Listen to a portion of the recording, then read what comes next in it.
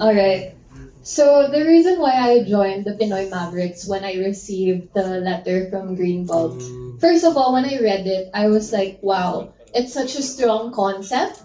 It's well thought of, and you know kaagad when it's genuine. And of course, it champions purpose, which was actually a key word into me going through adversity because I hung on to three words. It was plan, purpose, provision.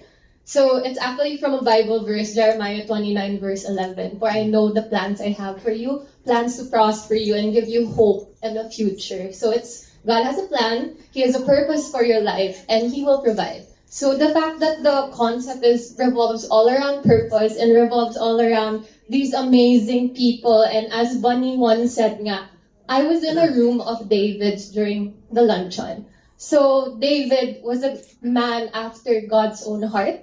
So God gave him the anointing, the vision at 17, but it took him 20 years to achieve the purpose of becoming a king.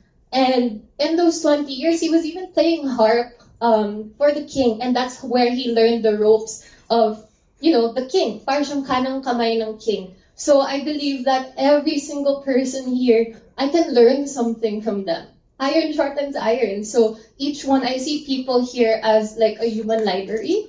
So it's just so humbling and so amazing to meet these amazing people. So when I saw the concept, you get to meet these people, you get to share your story, kahit gas-gas na yung story kasi social media, I'm all for it. I love it. Like, I love the whole concept about Pinoy Mavericks Awards. Thank you so much. Sorry, medyo mahaba. It's beautiful, and I think that lahat kayo, you're all bound by purpose. You all found purpose despite adversities. Sir Marlon, ikaw naman, ba't mo naisipan sumali sa Pinoy Mavericks Award?